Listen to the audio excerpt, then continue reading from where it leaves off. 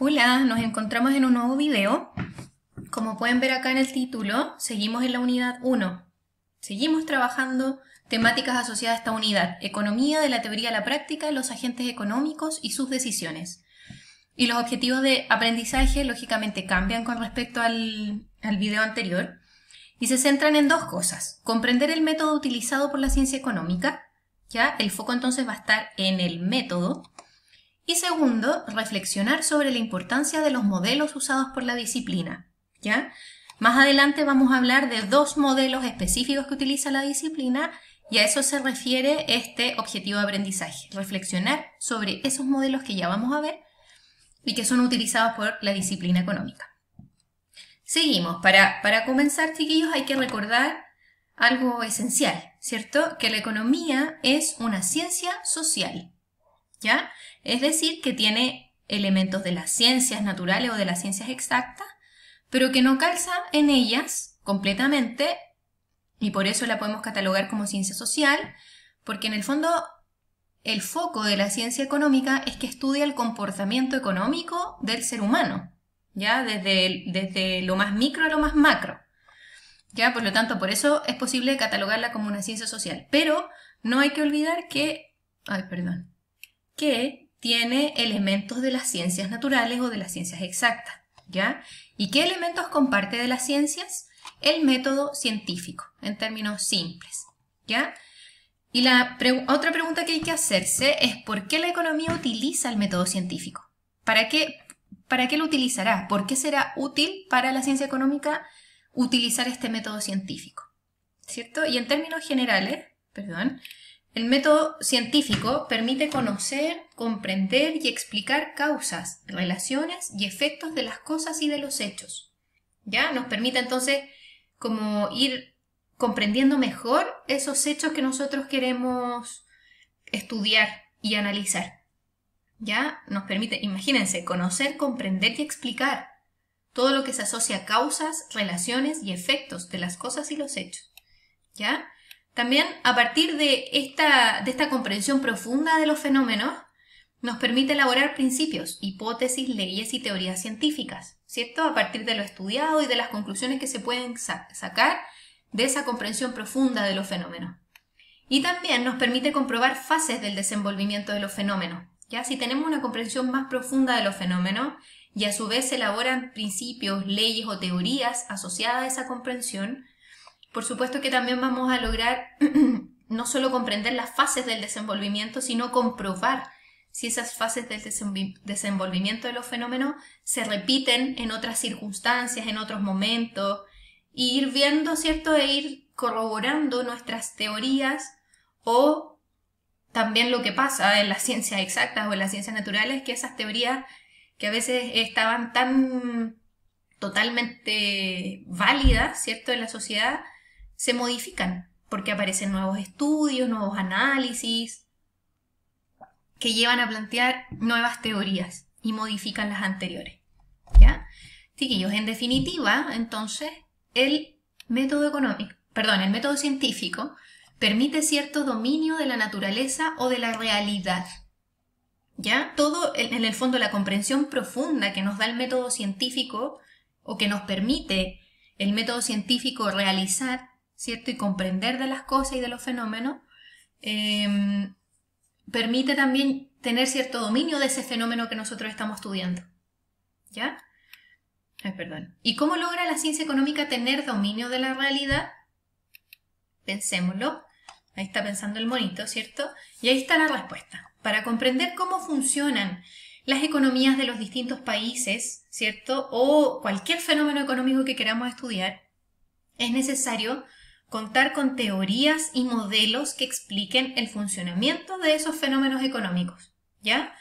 O sea, en el fondo las teorías y los modelos, chiquillos, son una herramienta, ¿ya?, que utilizan los economistas para poder acercarse a esa realidad que les interesa estudiar y comprender, ¿ya? Si no tuvieran esas teorías y modelos, quizás les sería mucho más complejo llegar a comprender de manera profunda esos fenómenos.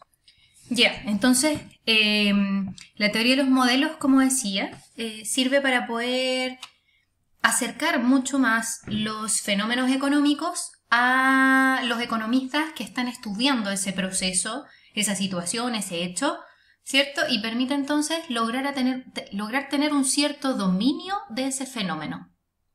Cierto dominio me refiero a llegar a comprenderlo de forma profunda. ¿Ya? Vamos a continuar entonces. Ay, perdón. ¿Qué elementos del método científico utiliza la ciencia económica? El método normalmente seguido en el desarrollo de la investigación en economía tiene 3 fases, ¿ya? Primero, una fase 1, que se trata de la observación, ¿ya? ¿En qué consiste? Se observa un fenómeno y nos preguntamos la razón por la que puede existir una determinada relación entre las variables que están componiendo ese fenómeno. Un ejemplo, voy al cine y veo que cuando las entradas son más baratas va mucha más gente. ¿Se fijan que hay variables ahí? Voy al cine y cuando veo que las entradas son más baratas va mucha más gente. Relación entre el precio bajo de las entradas con la cantidad de gente que está yendo al cine. Ya, seguimos. La fase 2. Una vez que observaste una situación y trataste de establecer cierta relación entre las variables, vamos a la fase 2, formulación de hipótesis y predicciones. ¿Ya? ¿Qué significa? Que se intenta explicar el fenómeno observado y se hacen predicciones. Si pasa X, ocurrirá Y. ¿Ya? Ejemplo. Hipótesis. Hay una relación inversa entre precio y cantidad comprada por los consumidores, ¿cierto? Como lo pudimos ver en el ejemplo arriba. Y la predicción, ¿cierto? Lo que debería seguir pasando en otros casos en que se están observando esas dos variables, que a menor precio, mayor demanda. ¿Ya? Ahí hay una hipótesis. Hay una relación inversa entre precio y cantidad comprada por los consumidores y la predicción es a menos precio, mayor demanda. Y la fase 3, verificación, ¿cierto? De lo que planteamos como hipótesis y lo que se planteó como predicción. La verificación. Las predicciones se confrontan con datos, ¿ya? O sea, nosotros para poder determinar que esto es así, a menor precio, mayor demanda, se va a confrontar con datos, a lo mejor de otras situaciones, de otros contextos, de otros países donde la gente va al cine, por ejemplo, ¿ya? Y de esa manera se verifica si efectivamente se cumple la hipótesis. ¿Ya? ¿Y qué se hace después? Perdón. Me atoré. Ya. Si la hipótesis se cumple, la teoría queda como válida. ¿Ya? A partir de esta hipótesis y de la predicción se logra sacar una teoría que va a estar asociada a que hay un menor precio en el valor de las entradas. Eso generará una mayor demanda. Pero si la hipótesis no se cumple, si no se logra comprobar, se vuelve a la fase 1, ¿ya? Y ahí se vuelve a observar, quizás se cambia el contexto para poder ver si los fenómenos que estamos estudiando se comportan de la misma manera en uno y otro contexto, ¿ya? Ese es el ejemplo más concreto de cómo utiliza la ciencia económica el método científico. Y en términos generales, chiquillos, y lo que vimos recién, estas fases, ¿cierto? De observación, formulación de hipótesis y predicciones y la verificación, la podemos asociar con el método inductivo, que es parte de una herramienta que utiliza el método científico, ¿ya? Y acá dice que en economía se emplea en mayor medida el método inductivo, aquel que parte de la observación de la realidad para obtener principios generales, como lo que acabamos de ver acá. ¿Ya? Ese es el método más usado por la ciencia económica, pero también se utiliza el método deductivo, también asociado a una herramienta del método científico. Es decir, aquel que consiste en el empleo de deducciones lógicas extraídas de axiomas, ¿cierto? Como de hechos que se repiten y que son iguales en el tiempo, o más que en el tiempo, en el contexto, sin recurrir a la observación empírica, ¿ya?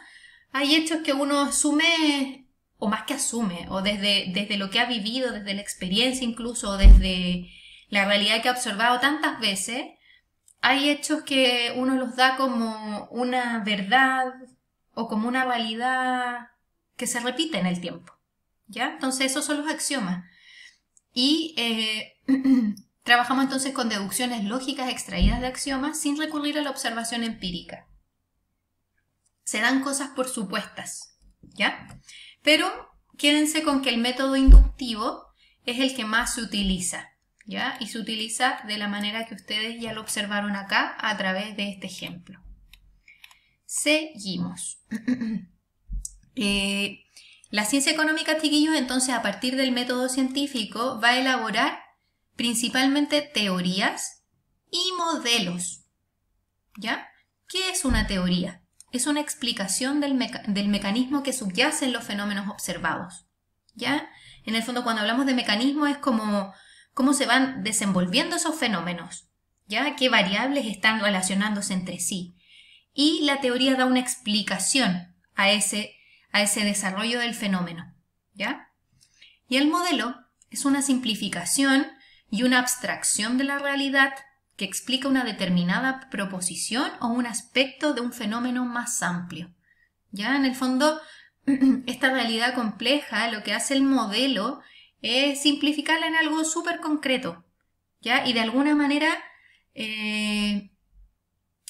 como que hay elementos de esa realidad que a lo mejor el modelo deja fuera y solo se queda con lo que le interesa estudiar en ese momento y en lo que le interesa al economista estudiar en ese momento, ¿ya?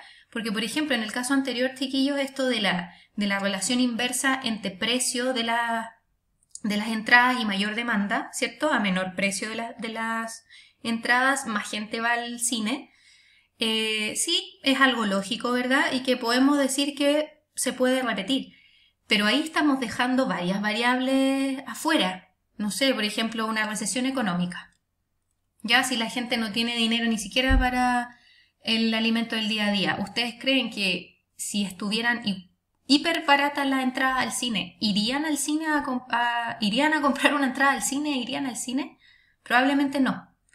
¿Ya? Entonces, no hay variables que se dejan de lado para poder explicar cosas más concretas de un fenómeno complejo. Y para eso sirve el modelo. ¿Ya? Por eso hablamos de una simplificación y muchas veces de una abstracción de la realidad. Porque para entender una realidad, o sea, hay que asumir que una realidad es compleja, que son muchas las variables que pueden estar conjugándose en esa realidad para construirse, ¿cierto? Como el ejemplo que les acabo de dar. Pero para entenderla mejor, nosotros nos abstraemos de esa realidad, dejamos varias variables de lado y solo nos quedamos con lo que nos interesa estudiar, ¿ya? Vamos a seguir con las teorías. Ya, la teoría. ¿Para qué sirve? Nos vamos a quedar acá, chiquillos, y en el siguiente video voy a partir con la teoría, ¿ya?